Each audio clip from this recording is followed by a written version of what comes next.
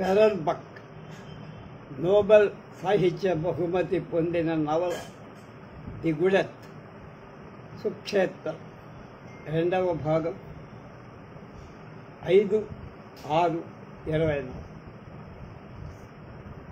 ఈ hero Van Gogh అతను పెళ్లి కూతురి ఇంటికి వెళ్తాం సన్నాహం అంతా చెప్తున్నాను. సూర్యకాంతిలో అతని ముఖం చెమ్మగిల్లింది.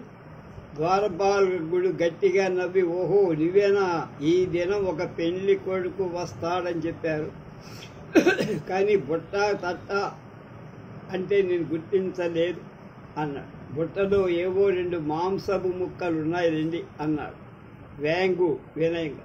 తన్ను వాడు లోనికి పిలుచుకుని పోతాడేమో అని కాచు కూర్చున్నాడు. కానీ వాడు కదల. కొంతసేపటికా రైతు, నేనొక్కడినే లోపలికి పోవచ్చా అని అడిగాడు. పోతే వృద్ధ ప్రభు చంపేస్తాడు అన్నాడు ద్వారపాలకుడు. వ్యాంగు అమాయకుడని గుర్తించి, డబ్బిస్తే లోపలికి పోవటం సులభం అన్నాడు ఆమ్యామ్య. డబ్బు సంగతి ఎత్తగానే, అయ్యా నేను చాలా బేదవాణ్ణి అన్నాడు వ్యాంగు. అయితే ఏది నీ 2లో ఏముందో అని కావలివాడు అడిగాడు. గత్యంతరం లేక వాంగు బుట్ట కిందకి దింపి బుడ్లో ఉన్న చిల్లరంతా బయటికి లాగాడు. దానిలో ఒక వెండి నాణ్యం, సుమారు 10 4 రాగి నాణ్యాలు ఉన్నాయి. కావలివాడు నవ్వుతూ, అతడు వారించటం కంటే ముందుగానే ఈ వెండి రూక చాలే అనుకుంటూ దాన్ని తీసుకొని దాచేసుకొని పెళ్లి కొడుకు అని గొడుక్కుంటూ లోపలికి వెళ్ళాడు. తన రాకను గురించి అంత బిగ్గరగా ప్రకటిస్తూ ఉండటం వల్ల వ్యాంగ్కు కొంచెం జంకు తగ్గింది. కానీ ఏం చేయగలడు? తన బుట్టనెత్తుకొని కుడి ఎడమలు తోడకుండా వెంబడించాడు అతడు సంపన్నుల ఇంటికి రావటం ఇదే మొదటిసారి. అయినా అతడేది జ్ఞాపకం ఉంచుకోలేకపోయి ముఖమంతా మంట ఎత్తింది. తల వంచుకొని గది తర్వాత గది దాటుకుంటూ తన ముందు నడుస్తున్న కావలివాడి అరుపును అన్ని వైపుల నుండి వినవస్తున్న నవ్వుల పకపకలు వింటూ వాడి వెంటనే వెళ్తున్నా. వాళ్ళు ఎన్నో గదులు దాటారు. హఠాత్తుగా కావలివాడు అరవటం మాడి ఒక చిన్న గదిలోకి వ్యాంగును తీసుకొని వెళ్ళాడు. వ్యాంగు అక్కడ నిలబడ్డాడు. ద్వారపాలకుడు ఇంకా లోభాగాన ఉన్న ఒక ఇంటిలోకి పోయి క్షణంలో మళ్ళీ వచ్చి, వృద్ధ యజమానురాలు నిన్ను తన దగ్గరకు రమ్మన్నది అని చెప్పి వెంటనే వ్యాంగు పోబోగా కావలివాడు విసుగుతో వాణ్ణి వారించి ఆమె ఎదుటికి భుజాన బుట్ట తగిలించుకుపోవడానికి వీలు లేదు. బుట్టలో పంది మాంసం, బీసు, పెరుగు ఉంది. ఎలా నమస్కరించగలవు అన్నారు. వ్యాంగు కలవరపాటుతో నిజమే అన్నా. కానీ బుట్ట అక్కడ పెట్టిపోతే దానిలో వస్తువులు ఎవరైనా కాజేస్తారేమో అని అతడి భయం. 2 పౌండ్ల పంది మాంసం, 6 ఔన్సుల ఎద్దు మాంసం, ఒక చిన్న చేప, ఈ మాత్రం అపురూప వస్తువులే దొంగలించే వాళ్లే అందరూ ఉంటారా అనే ఆలోచన అతడికి తోచల. కావలివాడు అతని భయాన్ని కనిపెట్టి ఏవగింపు, ఇలాంటి ఇంటికి ఇలాంటి వస్తువులను కుక్కలకు వేస్తాం అని ఆ బుట్టను లాక్కొని వాకిలి వెనకకు నెట్టి అతన్ని ముందుకు తోసి వాళ్ళిద్దరూ ఒక ఇరుకైన నడవ గుండా నడుస్తున్నారు. అక్కడ బాగా చెక్కబడిన సన్నపాటి స్తంభాలు ఉన్నాయి. తరువాత వాళ్ళు ఒక హాల్లోకి వచ్చారు. అలాంటి హాలును వ్యాంగ్ ఎప్పుడూ చూడ. అది చాలా విశాలంగా, తన ఇంటి కంటే ఎన్నో రెట్లు పెద్దదిగా, ఎత్తైన మిద్దకు వేయబడిన దంతల మీద ఎన్నో అందమైన చెక్కడాలున్నాయి. ఆ రకరకాల రంగులు వేశారు. ఆ పనితనాన్ని చూసేందుకు అతడు తల ఎత్తి చూస్తూ నడవడంతో ఒక ఎత్తైన గడపను గుద్దుకొని పడబోయాడు. ఇంతలోనే కావలివాడు అతన్ని పట్టుకున్నాడు. వృద్ధ యజమానురాలి ఎదుట కూడా నీ విషయాన్ని చూపటానికి ముక్కు ముఖం ఏకమయ్యే ముగ్గురిస్తావేమిటి అని అడిగాడు ద్వారపాల. అంటే ఏంటి, నిక్కు కొడతావా? వేంగుకు చాలా సిగ్గై అతడు అలాగే సర్దుకొని ముందుకు చూశాడు. ఎదుట వృద్ధ యజమానురాలు కనిపించి ఆమె గది మధ్య భాగంలో అమర్చబడిన ఒక ఉన్నతమైన వేదిక మీద కూర్చొని కళ్ళు చెందాయి. అందమైన సన్నని శరీరం, దుస్తులు జరి అంచుతో ధగధగలాడుతుంది. పక్కన బల్ల మీద ఒక నల్లమందు హుక్కా గొట్టం ఉంది. గుడతలు బారిన ఆ ముఖంలోని నల్లని కళ్ళలోంచి ఆమె అతని మీదకొక తీవ్ర దృష్టి సారించి, ఆమె చర్మం పసుపు రంగులో, చేతిలో హుక్కా గొట్టాన్ని పట్టు. వేంగు ఆమె ఎదట మోకరించి తల నేలకు తగిలేట్లు వంచి నమస్కరించి, ఆమె తీక్షణంగా కాబలి వారితో అతని లేవనెత్తు, ఈ అతి వినయం అక్కర్లేదు, పడుచు కొరకు వచ్చాడా అని. కావలిగారు అవునమ్మగారు అని. అందుకామె ఇతడే ఎందుకు మాట్లాడరాదు అని అడిగింది. కావలివాడు తెలివిలేనివాడు తల్లి అన్నాడు. మత్స మీద వెంట్రుకలను తిప్పుకుంటూ ఈ మాట వినడంతో వేంగు మండిపడ్డాడు. కావలివాడి వైపు చోరా చూసి ఆ వృద్ధ మాతతో ఇలా, అమ్మగారు, నేను మోటు మనిషి, మీ వంటి వారి ఎదుట ఏ విధంగా మాట్లాడాలో పొందిక తెలియక ఊరుకున్నా.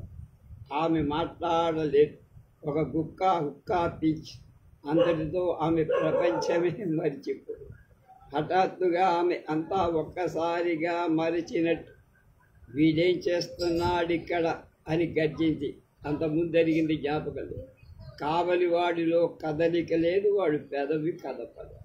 వేంగు నేను పడుచు కోరకు వచ్చి ఉన్నాను అమ్మగారు అని ఆశ్చర్యంగా బదులు చెప్పి, ఆమె పడుచా? ఏం పడుచు అంది ఆ మైకను. ఇంతలో పక్కన హుక్కా అందిస్తున్న బానిస ఆమెతో ఏదో చెప్పింది.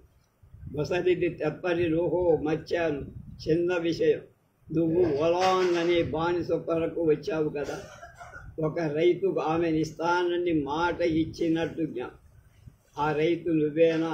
అవునమ్మగారు, నేనే ఆ రైతు అన్నాడు. వృద్ధ, ఓలాను త్వరగా పిలువు అతని బానిసతో చెప్పు. త్వరగా ఈ వ్యవహారాన్ని ముగించి ఏకాంతంగా నిరంతరాయి హుక్కా పీలుస్తూ ఉండొచ్చనే ఆశయంతో తొందరపాటుతో ఈ మాటలు ఆమె నోటి వెంట వచ్చాయి. ఉత్తరవు అయినదే తడువుగా బానిస ఓలాను చెయ్యి పట్టుకొని తీసుకొచ్చి, ఓలాను పొడుగ్గా లావుగా ఉంది. ఓలాన్ అమ్మాయి పేరు. శుభ్రమైన నలుపు దుస్తులు ధరి వాంగు లంగు ఒక్కసారి ఆమె వైపు చూసి అతడి హృదయం కంపించి, ఈమె అతని పడుచు. నిర్లక్ష్యంగా వృద్ధ ఓలాతో ఇలారా, ఇతడు నీ కోసం వచ్చాడని.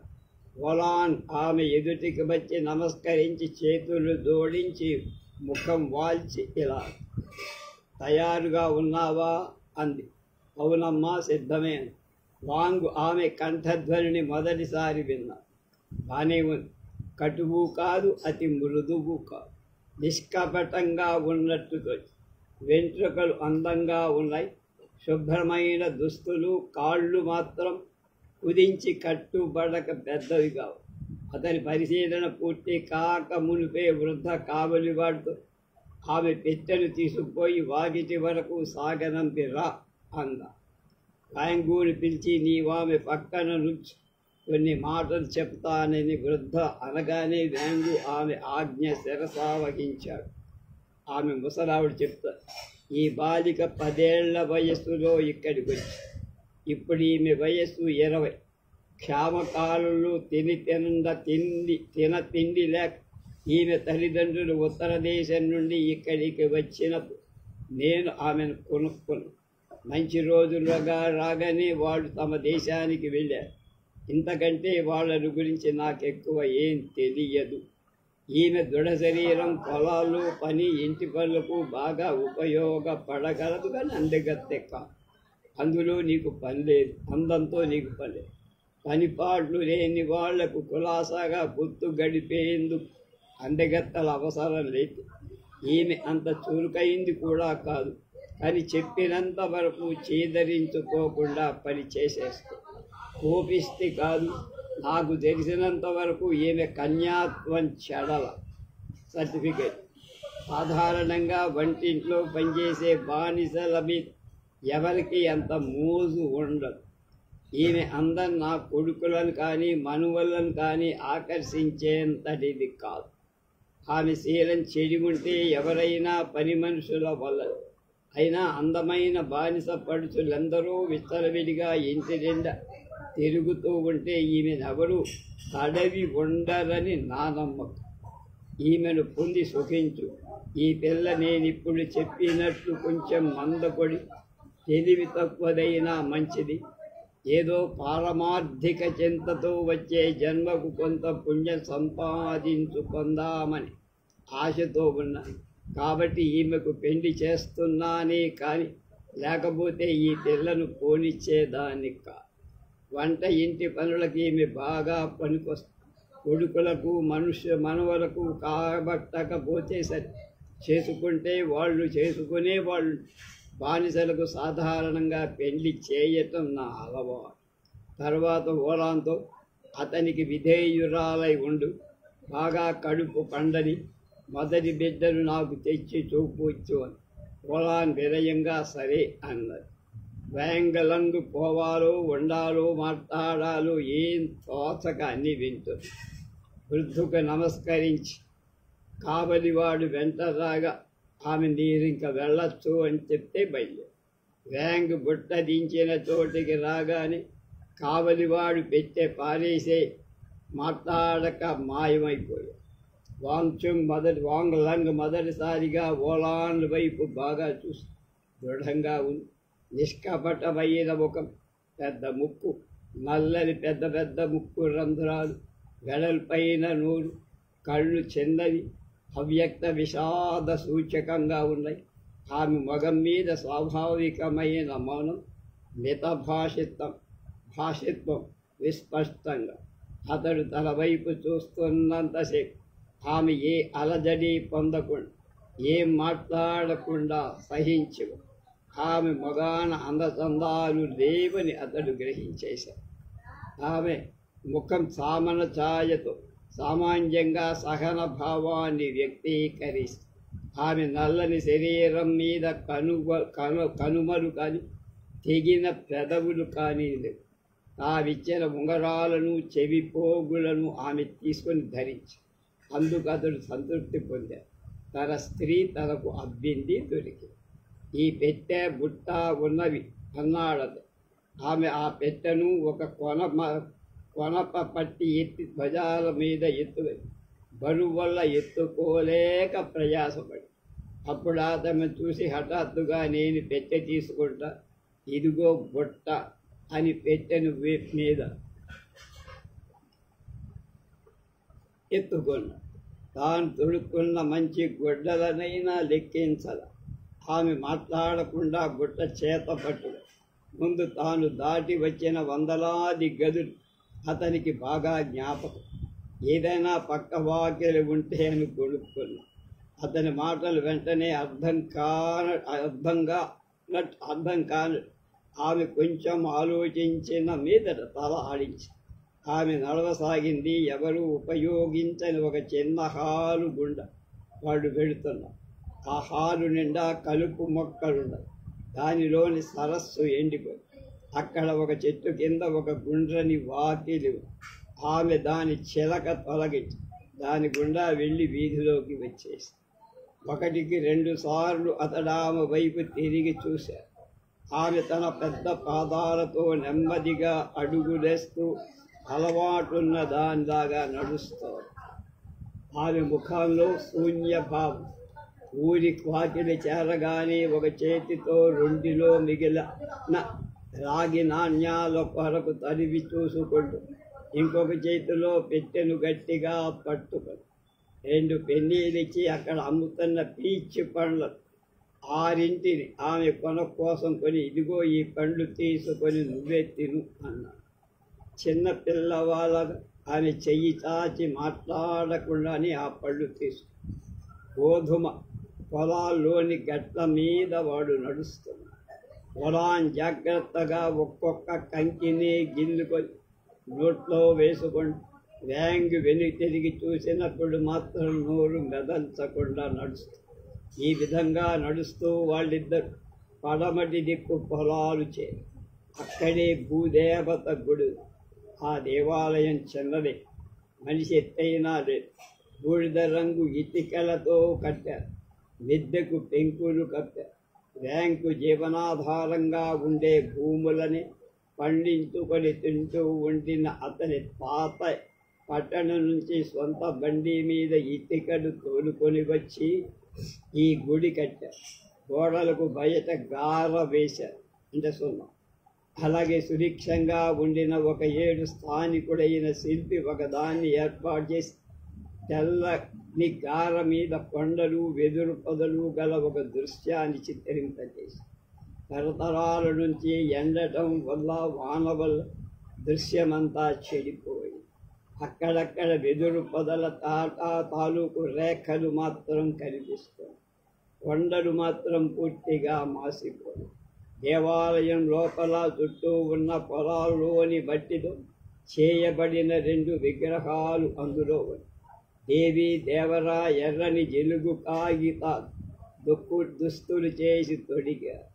నిజమైన వెంట్రుకతో చిన్న మీసాలు చేసి మగ విగ్రహాలుగా తయారు. బ్యాంక్ తండ్రి ఏటేటా స్వామికి అమ్మవారి కొత్త కాగితాల దుస్తులు కత్తిరించి ఇచ్చారు. ఏటేటా వాన జల్లు వల్ల మంచు కొరవటం వల్ల ఎండబెట్టి ఉండటం చేత ఆ దుస్తులన్నీ చిరిగిపోయి ఇప్పుడు దేవుళ్ళ దుస్తులు ఇంకా కొత్తగానే ఉన్నాయి. అందుకు వాంగ ఎంతో గర్విస్తారు. ఓలాన్ చేతిలోని బొట్ట అందులో పంది మాంసం అడుగున ఉంచిన ఊద కండ్లను బహు జాగ్రత్తగా బయటకు తీసి విరిగిపోతే అశుభమని అతడి తలం. అవి విరిగిపోవాలి. తన చెకుముకి వెతికి తీసి ఆ ఊద కండ్లను అంటించి దేవుళ్ళ ముందున్న బూడిద రాశిలో చెక్కారు. ఇరుగు పొరుగు వారంతా ఆ దేవుళ్లను కొలుస్తూ ఉంటారు. వాళ్ళందరూ అంటించిన కడ్ల బూడిద అక్కడ రాశిగా ఉంది. అలాగే ఆలు మగలిద్దరూ దైవ సాన్నిధ్యంలో నిలబడ్డారు. పొలాన్ ఆ కండ్లు అంటున్నాడు, ఊదుకడ్డు అనమాట. కొనలు ఎర్రబారి కాలాక తెల్లబారుతూ ఉండటాన్ని గమనిస్తారు. ఎక్కువగా కాలినప్పుడు ఆమె తన చూపుడు వ్రేలితో ఆ బూడిద రాల్చేసి మగడు ఏమంటాడో అన్న భయంతో శూన్య దృక్పథం అతని వైపు చూస్తాడు. ఆమె చర్యలో ఏదో ఆకర్షణ అతని కనపడింది. అది వివాహ సమయమని, ఆ ఊదుకడ్లు వారిద్దరికీ సంబంధించినవని ఆమె అనుకున్నట్లు అతడికి తోచింది. ఊదుకడ్లు కాలుతూ ఉండగా వారు ఒకరి పక్కనే ఒకరు కొంతసేపు మౌనంగా ఉన్నారు. పొద్దు గుంకుతున్నందున వాంగ పెట్టె ఎత్తుకున్నారు. ఇద్దరూ బయలుదేరి ఇల్లు చేరారు. ఇంటి దగ్గర ముసలివాడు సాయంకాలపు ఎండ కాచుకుంటూ వాకిట్లో కూర్చున్నాడు. కొడుకు కోడలు దగ్గరకి వచ్చినా అతడు కదల. అలాగే ఆమెను గమనించడం తన పెద్దతనానికి లోటని వాడి భావం. ఆకాశం వైపు చూస్తూ కొత్త నెలవంక ఎడమ వైపున ఉన్న మేఘం వానను సూచిస్తూ ఉంది. రేపు రాత్రి లోపల వాన రావచ్చని వాడి ధోరణిలో వాడు. పొలాన్ చేతిలోని బొట్ట తీసుకొని బ్యాంకులోనికి పోవటం ముసలివాడు చూసి డబ్బు కొల్లబెట్టావా అని అరిచాడు. కొడుకు బొట్టను బల్ల మీద ఉంచుతూ రాత్రికి కొంతమందిని విందుకు పిలిచాను. తన పడగదికి పోయి తన గుడ్డల పెట్టె ఉన్న చోట ఆమె పెట్టె ఉంచి దానివైపు వింతగా చూశాడు. ఇంతలో ముసలివాడు వాకిలి దగ్గరకు వచ్చి ఈ ఇంటిలో వృధా వ్యయానికి అంతే లేదు అన్న. విందుకు అతిథులను పిలిచినకు తండ్రి లోపల సంతోషించాడు. కోడలి ఎదుట వల్ల మాత్రం అలా అనకపోతే మొదటి నుంచే ఆమె దుబారాలకు అలవాటైపోతుందని ఒక ముందు జాగ్రత్త. కనుక బుట్ట తీసుకొని వంటింట్లోకి వెళ్ళి ఒలాన్ అతన్ని వెంబడి తాను తెచ్చిన ఆహార పదార్థాలని ఒక్కటొక్కటిగా తీసి పొయ్యి మీద పెట్టి ఉంచదు. ఈరోజు 7 అతిథులు వస్తారు. ఇదిగో పంది మాంసం, ఎద్దు మాంసం, చేపలు వండగలవా అని ఆమె వైపు చూడకుండానే అడిగాడు. ఆమె వైపు చూడటం బాగు కాదని అతడు. ఒలాన్ స్వాభావిక స్వరంతో మెల్లగా, నేను హ్యాంగ్ ఇంటిలో ప్రవేశించినప్పటి నుంచి వంటింట్లోనే పనిచేస్తూ ఉన్నాం. రాత్రిపూట ఇలాంటి కూరలు వండే అలవాటు ఉంది అంది. వాంగ్ తల ఊపి సరే అని బయటికి వెళ్ళి అతిథులందరూ వచ్చే వరకు మళ్ళా లోపలికి వచ్చి చూడలేదు. అతని పెనతండ్రి కులాసా మనిషి, చిత్తుల మారి. అతని కుమారుడు 15 ఏళ్లవాడు, తల విరుసువాడు. రైతులు మురికి గుడ్డలు దొడుక్కొని బిడియంతో పళ్ళి కలిస్తున్నారు. 2 పక్క పల్లె నుంచి వచ్చారు. వ్యాంగు వాళ్ళ దగ్గర విత్తనాల గింజలు అరువు తెచ్చుకుంటూ ఉంటారు. కోతకాలంలో పనికి బదులు పిలుచుకుంటూ ఉంటారు. ఇంకొకడు పక్కింటి రైతు చెంగ్, సన్నపాటి మనిషి, ఒడిదుడికులు లేనివాడు, బలవంతంగా మాట్లాడేందుకు ఇష్టపడేవాడు. వీళ్ళే అతిథి.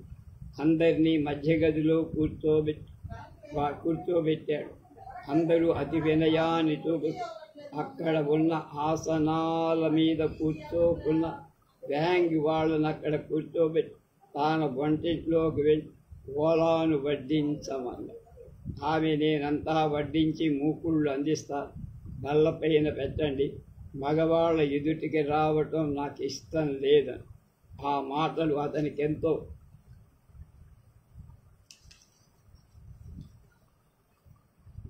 ఆనందం కలిగించి, ఆమె సంపూర్ణంగా తనదని, అందుకే తన ఎదుటికి రావటానికి ఇష్టమని, పరపురుషుల ఎదుటికి మాత్రం వచ్చేందుకు ఇష్టపడదని తనలో తాను గర్వించి ఆమె అందించిన మూకుళ్ళందుకొని మధ్య గదిలోని బల్లపై ఉంచి అతడు గట్టిగా, చిన్నాయన, తమ్ముళ్ళారా, ఇక్కడ రండిరా, వచ్చి ప్రారంభించండి అన్న. చిన్నాయనకు హాస్యమాడటం అంటే ఎంతో ఇష్టం బాబాయ్.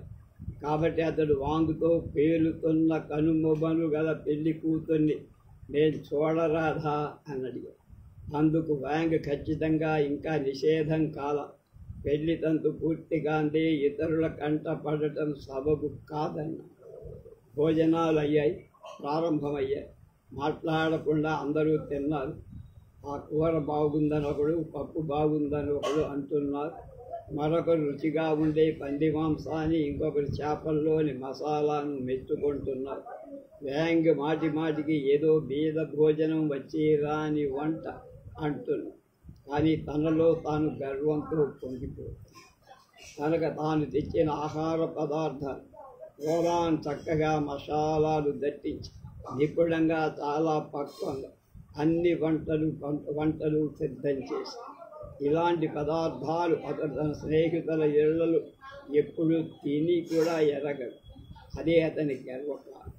అతిథులందరూ ఆ రాత్రి పొద్దుపోయే వరకు టీ తాగుతూ బాతాఖానిలో మునిగి ఒక్కొక్కరే ఇళ్లకు బయలుదేరి. ఇంతవరకు ఓలాన్ వంట ఇంట్లోనే ఉంది. వ్యాంగ్ అందరినీ సాగనంపి లోపలికి వెళ్ళాడు. ఓలాన్ కాటి పట్టున ఎద్దు పక్కన గడ్డి మోపులు ఏదో పడుకొని నిద్రపోయి వ్యాంగ్ ఆమె తలలో అక్కడ గుండిపోయిన గడ్డి పోతలు అనుకొని ఆమె లేస్తూ దెబ్బ పడుతుందేమో అన్న భయంతో చెయ్యి అడ్డం ఉంచుకొని చేతిని అడ్డం వేలుకొని అతని వైపు అమాయకంగా వింతగా చూసి అతడు ఆమె చెయ్యి పట్టుకొని మెల్లగా లేపి ఆ ఉదయం తాను స్నానం చేసిన గదిలోకి తీసుకువెళ్ళి ఒక ఎర్రని కొవ్వొత్తిని వెలిగించి పెట్టి, స్త్రీలతో ఏకాంతంగా ఉండటానికి తనకు సిగ్గైంది. కానీ ఆమె తనది కాబట్టి ఉండక తప్పదనుకుంది. ప్రయత్నపూర్వకంగా అతడు ఆమె దుస్తులను తొలగించుకోవటం ప్రారంభించాడు. ఓలాన్ తన వాటికి తాను దోమతెర మూలకు పోయి నిశ్శబ్దంగా పడకపుతాయి. వ్యాంగ్ ఆమెతో, నువ్వు పడుకునే ముందు దీపమార్పు అని చెప్పి నిండుగా దుప్పటి ముసుగు పెట్టుకొని నిద్రించిన వాడిలాగా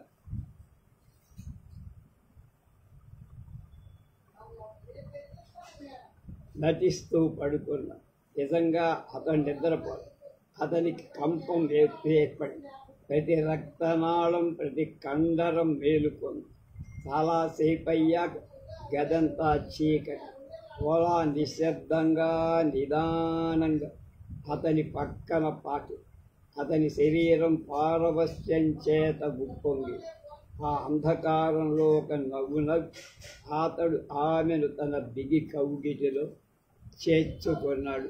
మిగతా రేపు ఏమైందో అర్ధరాత్రి వాళ్ళ సంసారం ఎలా గడిచిందో రేపు తెలుసుకున్నాడు.